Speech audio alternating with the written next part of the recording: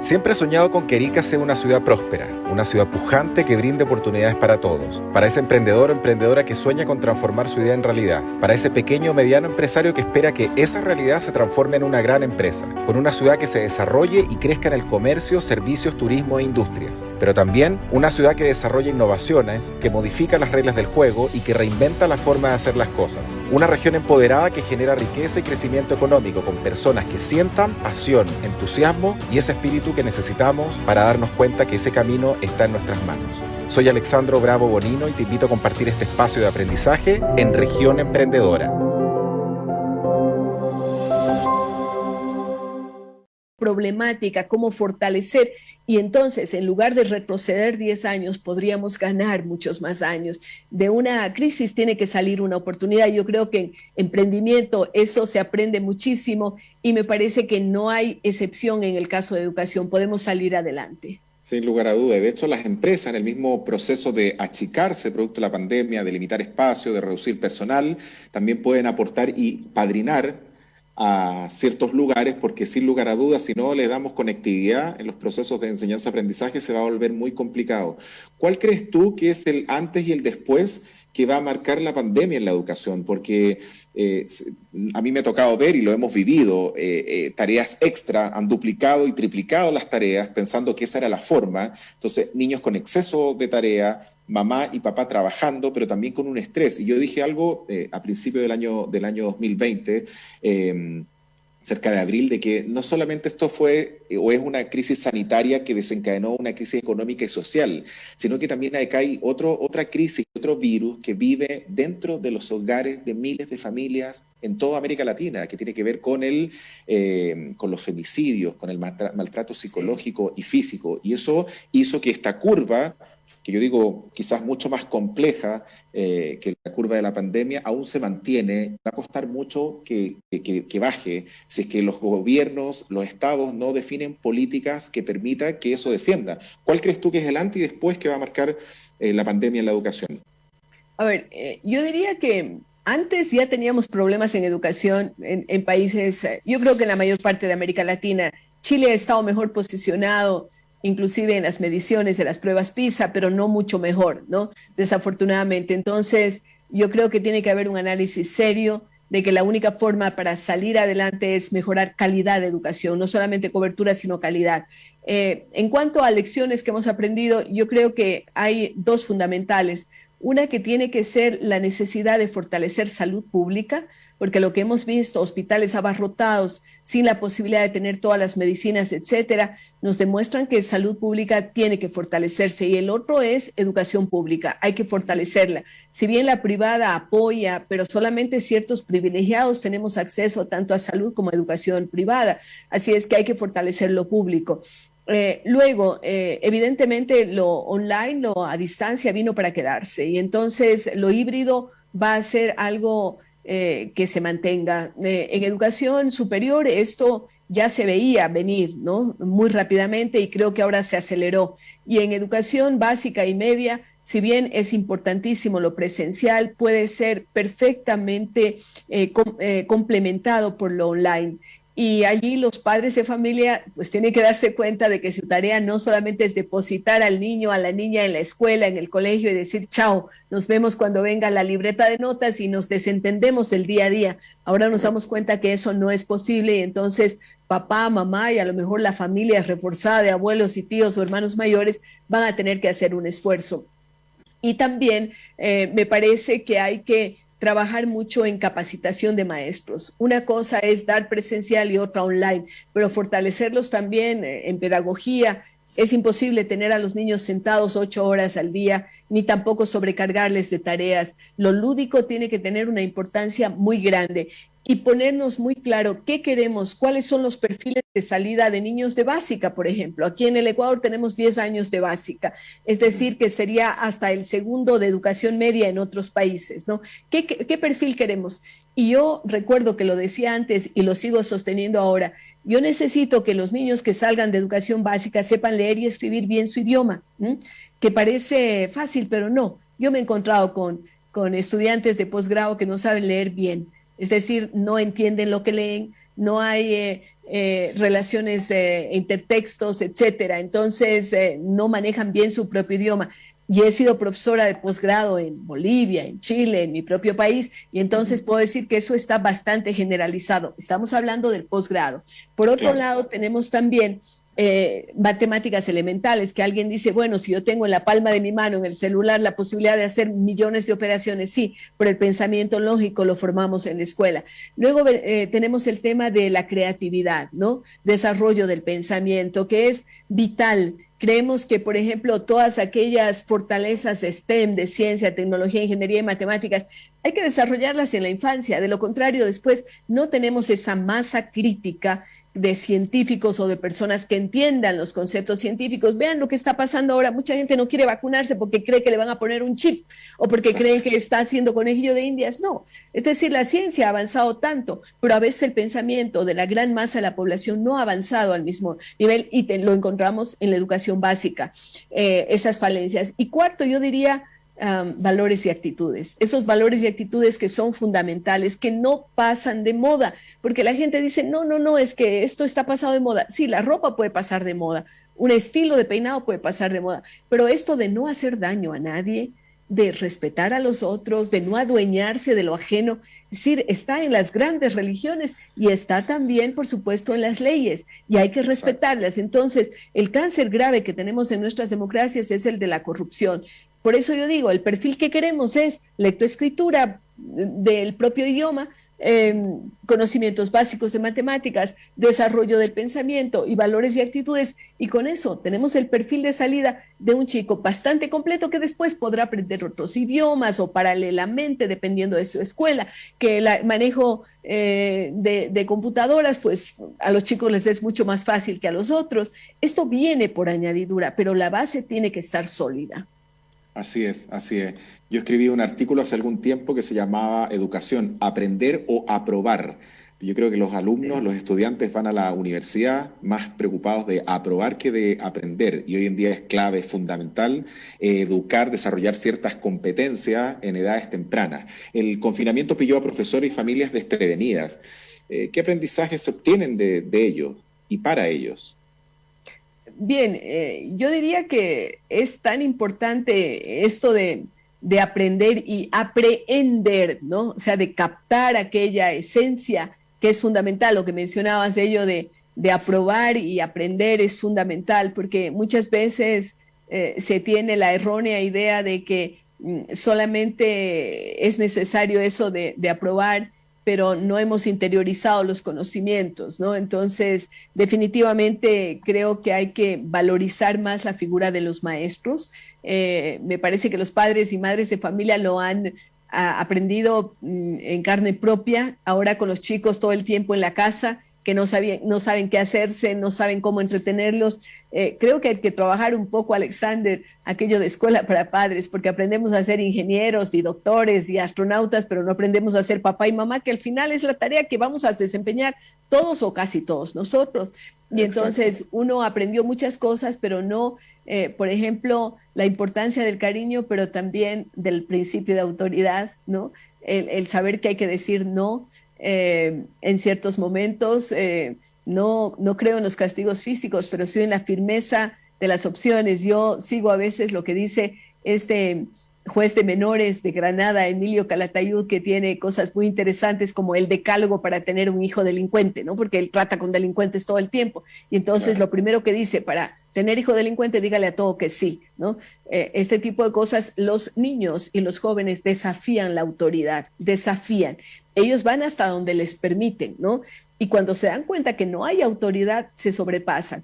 Hubo alguna corriente psicológica que decía que a los niños no hay que decirles nunca que no porque se frustran. Óigame, a lo largo de la vida mucha gente les va a decir que no y la frustración les va a llegar y no van a saber cómo hacer frente a esa frustración, y allí vienen lo que hablamos, suicidio, problemas mentales que ahora con la pandemia pues se han aguzado terriblemente, esa intolerancia entre los miembros de la familia que hace que a veces el hogar sea el lugar más peligroso para la mujer o para los niños, ¿no? Porque ahí se sacan a relucir todas aquellas frustraciones. Entonces, qué importante es aprender esos sentidos de responsabilidad, de respeto y todo desde la primera infancia. Con niños y jóvenes es muy fácil modificar hábitos, a los mayores nos resulta más difícil. Sí. ¿Y cuál crees tú que es el rol de los docentes en este contexto, donde tenemos docentes del siglo XIX, metodologías del siglo XX y estamos en otro siglo? ¿Es la palabra correcta, docente? ¿Cuál es el rol que cumple el docente en este contexto? Al docente se le exige mucho y se le da poco, ¿no? En general son mal pagados dentro de la sociedad y a veces he visto aquí en el Ecuador, pero también en otros países, que una persona se hace docente porque no tiene más remedio. O sea, no pudo llegar a médico y se quedó de profe, no pudo llegar a ingeniero y se quedó de profe. Primero tenemos que ser más exigentes con el perfil de personas que ingresan a la docencia. Tiene que haber mucha pasión por la educación, ganas de ser maestros. De lo contrario, es una carga y una tarea tediosa y por lo tanto no van a dar de sí lo mejor que tienen. Y buena remuneración. Sí, así es, tiene que haber una buena remuneración, pero también jerarquía dentro de la escala social. Es decir, ser maestro es algo importante. Estamos tratando con la mejor materia prima que tenemos, que son los cerebros de nuestros niños y jóvenes. Entonces tenemos que ser evidentemente bien remunerados, considerados dentro de la escala social como muy importantes.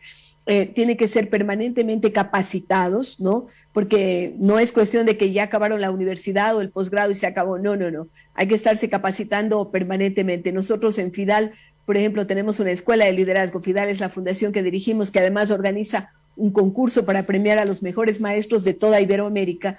He hecho la cuña para a ver si participan quienes nos están escuchando. Estamos ya promoviendo el 14º concurso. Y en la escuela de liderazgo, de pronto el año pasado nos encontramos con que las clases que antes eran presenciales tenían que ser online. ¿Qué hicimos? Todo el equipo regresamos a la universidad, pues a aprender a ser tutores online. No nos quedaba más remedio, porque la mayor parte de nosotros no estábamos familiarizados con todas las plataformas y que además los tiempos tienen que ser diferentes y tenemos que utilizar otros recursos. Regresamos a la universidad y no nos avergüenza decirlo, más bien todo lo contrario, nos sentimos absolutamente beneficiados de la posibilidad de hacerlo a nuestras edades, de regresar, tanto los jóvenes tutores nuestros, porque tenemos unos sistemas de tutorial, como los maestros de planta y como los directivos, porque hay que aprender. Entonces, definitivamente yo creo que el perfil del maestro tiene que ser muy bien analizado, permanentemente formado y remunerado de una forma adecuada. Sí, sobre todo yo estoy convencido, porque lo vivo, no en la universidad, sino con las empresas que a mí me toca capacitar, que cuando uno ama lo que hace, cuando uno siente y transmite esa pasión como para mantener gente conectada en un Zoom por 2-3 horas, me parece que por ahí las cosas se están haciendo bien. Bueno, has visto el estallido social en Chile y está más que decir que la educación en América Latina está pasando quizás por una gran crisis. ¿Cuáles son las políticas que deben impulsar los gobiernos en este sentido?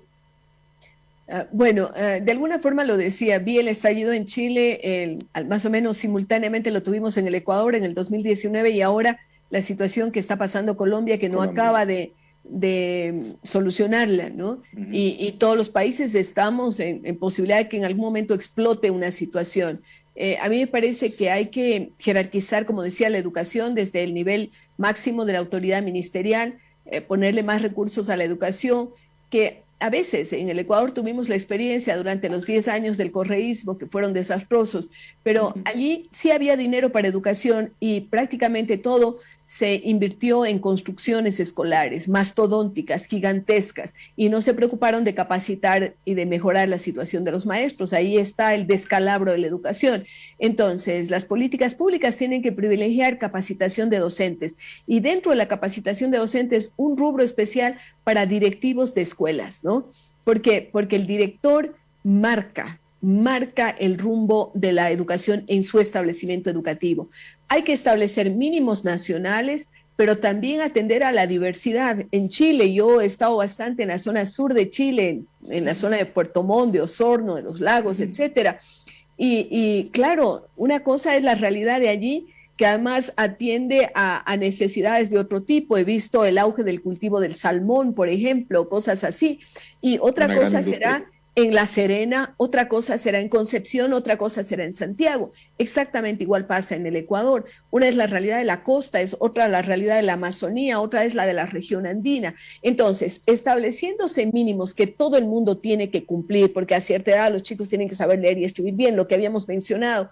Después, dejar bastante autonomía a los establecimientos. Pero esta autonomía se da siempre y cuando los directores estén súper capacitados y se hagan responsables de su centro. Esto es vital. Mira, nosotros, yo soy parte de un grupo de exministros de educación, el Grupo Atlantis, y hemos hecho análisis y hemos determinado que el 25% del éxito de una persona depende de quién fue su director de la escuela. Imagínate, el 25%, eso es altísimo. Mucho más, por supuesto, injerencia tiene el profesor del aula, pero el directivo tiene que tener las capacidades, las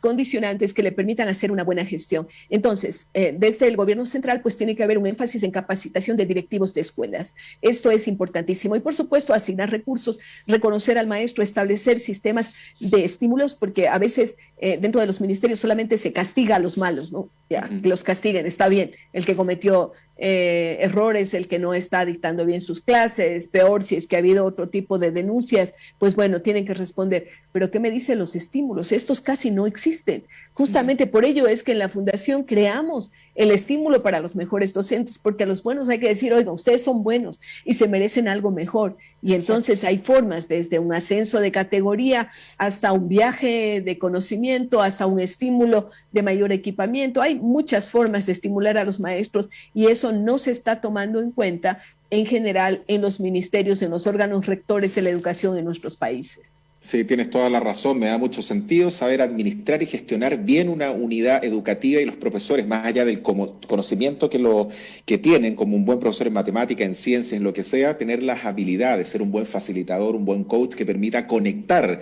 y, como siempre dicen, aprender jugando. Los niños tienen que aprender las materias desde el aprender jugando.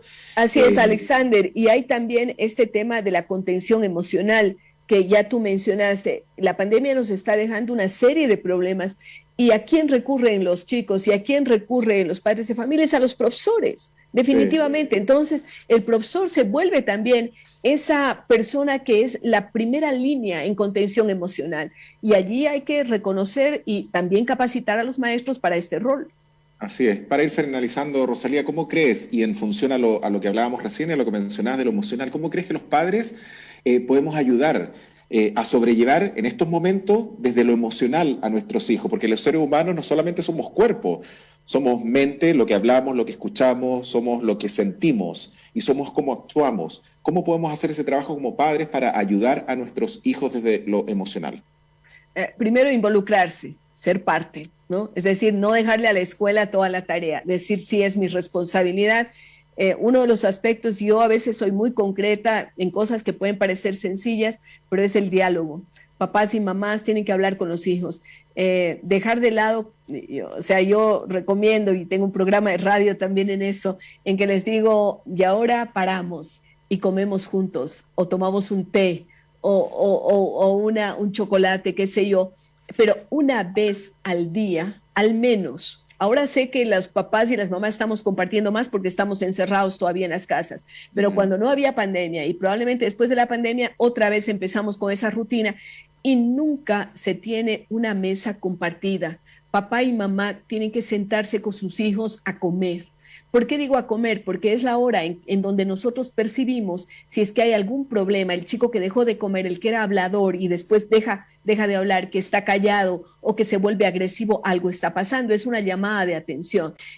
Comer o compartir la mesa significa no hacerlo con un aparato de televisión al frente, ni con una computadora, y peor, cada miembro de la familia con un celular. Esto es desastroso. La hora de la comida tiene que ser sagrada y papá y mamá tienen que dar ejemplo, porque claro, les decimos a los chicos, no hablar no ver televisión o hacer esto, pero si estamos pegados al celular, ¿qué ejemplo estamos dando? Ellos perciben que esto no es cierto. Otra estrategia, lectura en voz alta. No solamente el papá y la mamá, estamos empeñados en una campaña que nació en México y yo les estoy apoyando a un grupo de profes, no solamente el que el papá y la mamá le lean al hijo chiquito cuando va a la cama, no. sino si el papá y la mamá están haciendo tareas de cocina, lavando los trastes o secando o haciendo algo, de pronto le decimos al chico que está ya con sus conocimientos de lectura, ¿qué te parece si me lees este capítulo que yo estoy interesadísima? Y es un cuento, buscamos algo que a ellos les atraiga, o es una novelita, o es, no sé, Harry Potter, cualquier cosa que se nos ocurra. ¿Qué tal si me lees mientras yo lavo? Tú me lees, esta es tu tarea. Óigame, vamos a encontrar que incitamos al chico a la lectura, que desarrolla su oratoria y tenemos tema de conversación en la familia, porque a veces la familia se queda sin temas. Es decir, cada uno tiene sus intereses y chao. Entonces, mire, hay muchas estrategias que sería largo enumerarlas el día de hoy, pero al menos doy esos 2 tips. Comer juntos una vez al día, conversar. En América Latina tenemos la familia extendida, los abuelos son riquísimos, son fuente de conocimiento y de ternura y de amor, es decir, no abstraer a los chicos. Yo sé que en ciudades grandes, a veces Santiago, pensemos, o Quito, o Guayaquil, o cualquiera de las grandes ciudades de América Latina, como que las distancias y dejamos de ese relacionamiento con los abuelos, que es riquísimo, maravilloso, contar historias. A ver, ¿qué pasó? No como investigadores, no somos pesquisas de nuestros hijos, ojo, pero también tenemos que asumir la función de papá y mamá. A mí me molesta un poco cuando oigo a alguien, cuando los chicos están adolescentes, decir, es que yo soy el mejor amigo de mi hijo. No. Amigos tiene un montón, papá y mamá tiene uno solo, o sea, discriminemos eso, no confundamos. Podemos ser amigos, claro, en el fondo lo somos, pero no descuidemos ese nivel de autoridad que tiene el padre y la madre. Esto no lo debemos dejar de lado. Bueno, me puedo pasar horas hablando de sus roles. Rosalía Arteaga, expresidenta del Ecuador, agradecerte por el tiempo, por compartir este espacio con nosotros. Rosalía, para mí realmente fue un placer haber tenido este espacio de conversación. Yo conocí a Rosalía en Cartagena, Colombia, cuando participamos del Women Economic Forum, donde Rosalía y mi persona recibimos un premio, un reconocimiento, junto con otras 8 grandes personalidades, había creo que un ex ministro de Argentina, la Premio Nobel de la Paz, pero realmente fue un placer haber compartido estos minutos contigo. Espero más adelante poder tener otro espacio también donde abordemos alguna otra temática tan relevante como la que acabamos de conversar el día de hoy, Rosalía. Muchísimas gracias, Alexander, y para mí ha sido un placer tanto conocerte en Cartagena como este diálogo rico sobre temas que nos interesan y que creo que son de interés para todos. Muchas gracias. Así es. Gracias a ti, Rosalía. Vamos a un breve corte y ya regresamos con el segundo bloque en Región Emprendedora.